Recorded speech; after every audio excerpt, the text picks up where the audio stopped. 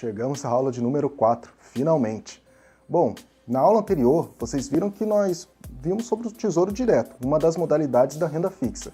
Agora nós vamos nos aprofundar um pouquinho mais e ver outras opções de investimentos ainda conservadores. Próxima aula, nós iremos ver sobre renda variável. Eu espero que você tenha feito a lição da aula anterior, pois ela é muito importante para que você consiga caminhar rumo ao sucesso. Ok? Pegue papel e caneta e vamos para a nossa aula. Let's go!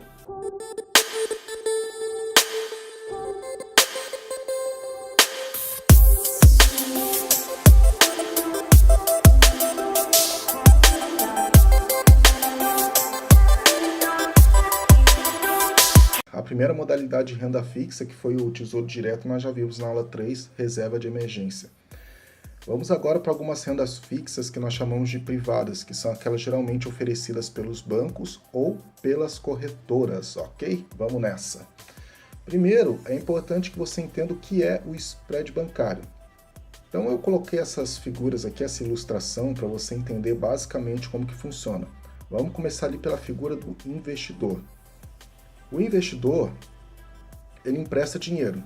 Como que ele empresta dinheiro para o banco?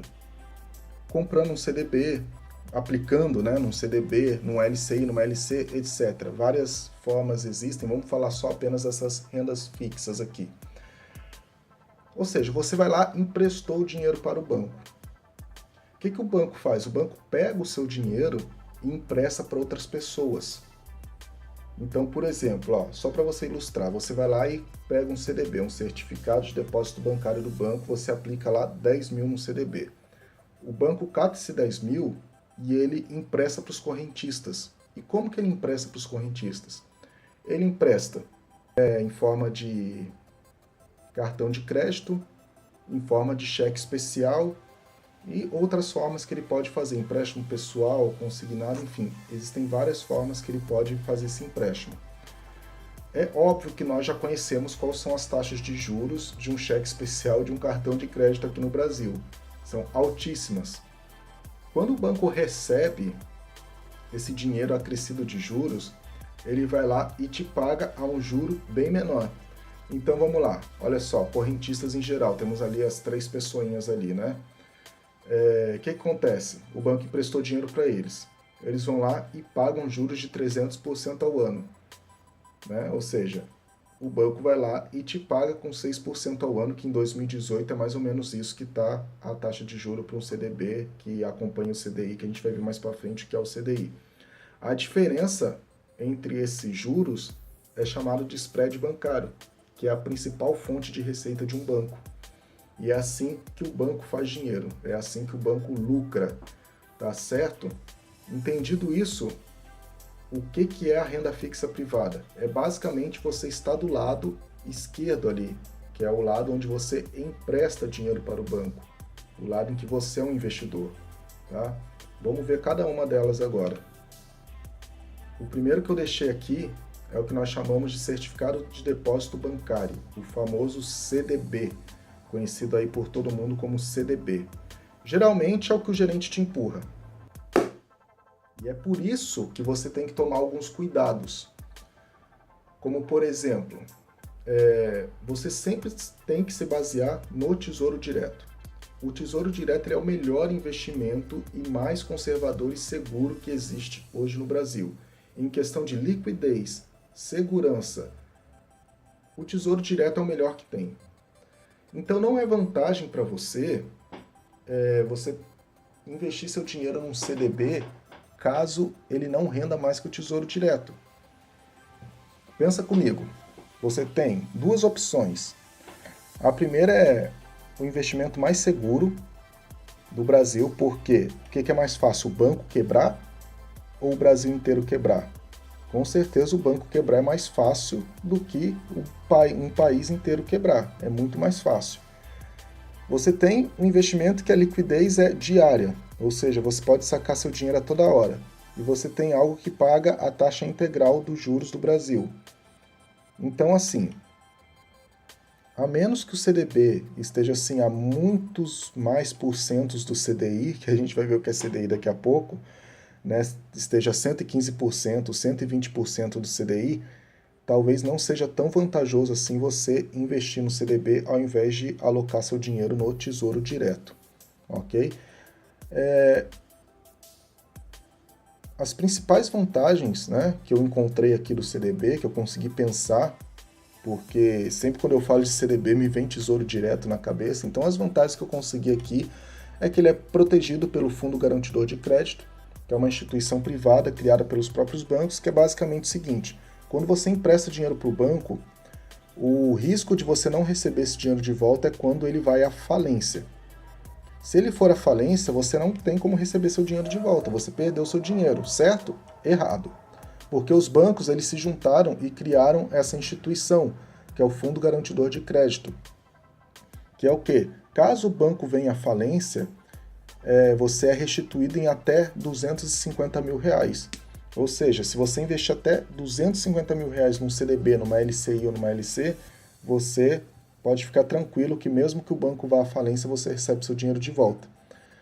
Mas assim, sempre exija o extrato da CETIP, porque é esse extrato que vai mostrar, vai comprovar que você está protegido pelo Fundo Garantidor de Crédito.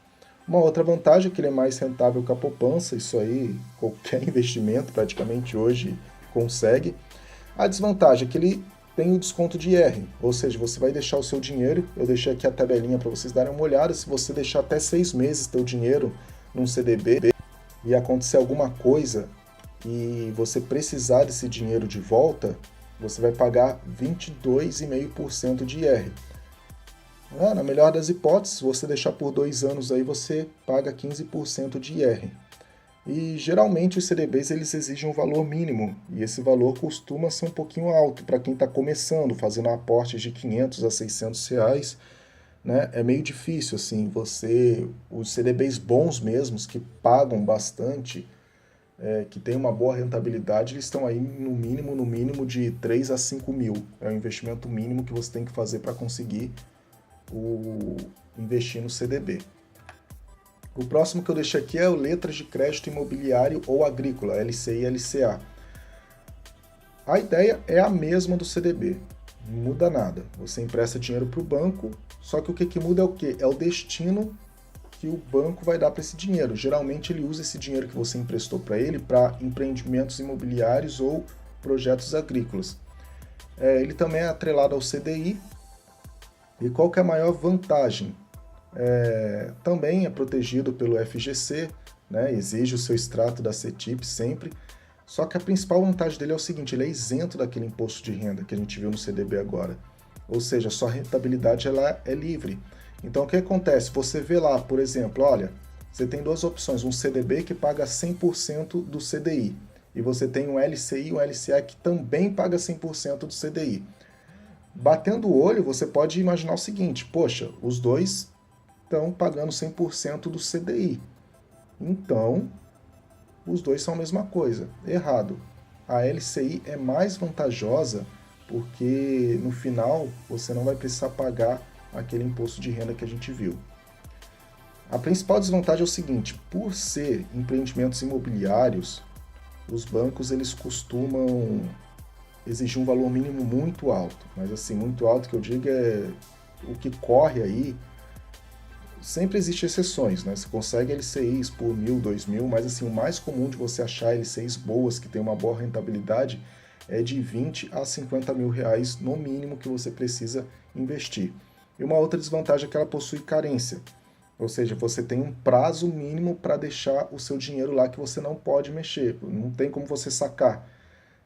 Isso aí tem desde 90 dias até 10 anos, ou seja, por 90 dias você não pode pegar teu dinheiro, não pode mexer. Aí tem algumas LCIs que é 1 ano, 2 anos, então é bom você ficar esperto aí quando te oferecerem essa modalidade de investimento, ok? A segunda que nós temos aqui é letras de câmbio, o LC. Sempre quando a gente fala câmbio, a gente está atrelado a algum tipo de moeda, ou dólar, ou euro, mas não. A única coisa que muda é o seguinte: sabe que o CDB, o LCI e o LCA você empresta dinheiro para o banco, correto? Porém aqui, o que ocorre? Você não empresta para um banco, você empresta para uma financeira. Então, assim, financeira são essas financeiras que oferecem empréstimo consignado, empréstimo pessoal e tal. Então, assim, na teoria, ela contém mais riscos em momento de crise, porque quando a economia não está muito bem, as pessoas tendem a ser mais inadimplentes, então não pagam seus empréstimos. Isso pode acarretar um risco. Mas isso é na teoria. Se você investe até 250 mil, também tem a proteção do Fundo Garantidor de Crédito, então não tem por que se preocupar. Ela não possui uma financeira, ela nunca vai possuir a estrutura de um banco. Então, assim, a estrutura financeira de um banco é bem maior, a estrutura até de receitas também de um banco é bem maior. O banco ele tem muito mais fontes de receitas do que uma financeira. A financeira basicamente só ganha dinheiro assim, emprestando a um juro menor e pegando empréstimo a um juros menor e emprestando para outras pessoas a um juro maior. Então, é bem difícil mesmo uma financeira conseguir superar um banco.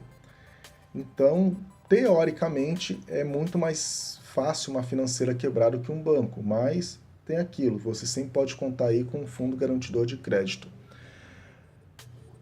Por uma financeira ser um pouquinho mais tendenciosa ao risco, a rentabilidade costuma ser um pouco maior. Então é mais fácil você conseguir, por exemplo, 120% do CDI, né, 130% do CDI, do que você conseguiria num CDB ou numa LCI.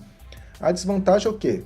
Possui a carência, né, aquele mínimo, prazo mínimo para você deixar seu dinheiro sem poder resgatar, e também segue aquela tabela de tributação do imposto de renda.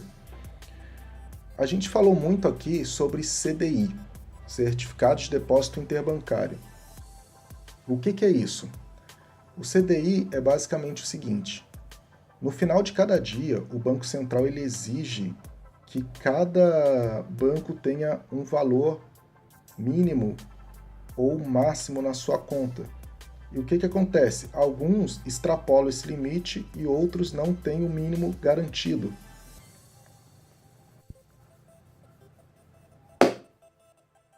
Então, o que ocorre? Eles começam a emprestar dinheiro um para os outros, entre eles mesmos. Eles começam a emprestar dinheiro entre eles mesmos.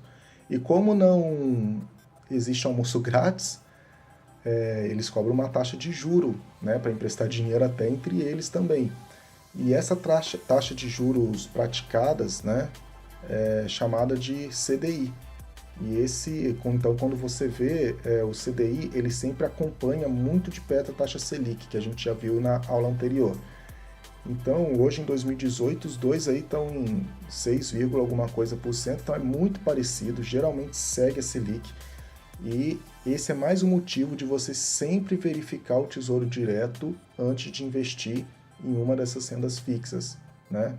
É sempre interessante você dar uma olhada no Tesouro Direto. Ele sempre vai ser a melhor opção. Se a rentabilidade superar o Tesouro Direto, você pode investir. Se não superar, para você, sinceramente, não vale a pena, tá bom? O que a gente pode tirar de lição de renda fixa é o quê? Não só em renda fixa, mas como todo o seu dinheiro. Nunca coloque seus ovos na mesma cesta. Sempre diversifique. Então, pega a tua carteira de investimento, você que está começando a construir, né, sua reserva de emergência ou sua própria carteira de investimento, já que você, às vezes, pode acontecer de você já ter a sua reserva de emergência. Compre Tesouro Direto, tá? CDB, LCI, LCA. Quando se trata de reserva de emergência, é bom você deixar na renda fixa e com uma liquidez bem alta, que é o Tesouro Direto. Se você assistiu a aula 3, você sabe do que eu estou falando. Quando se trata de uma carteira de investimento, sempre diversifica. Tem um pouco em Tesouro Direto, tem um pouco em CDB, LCI, LC, tem um pouco em ações na Bolsa de Valores, tem um pouco em fundos imobiliários.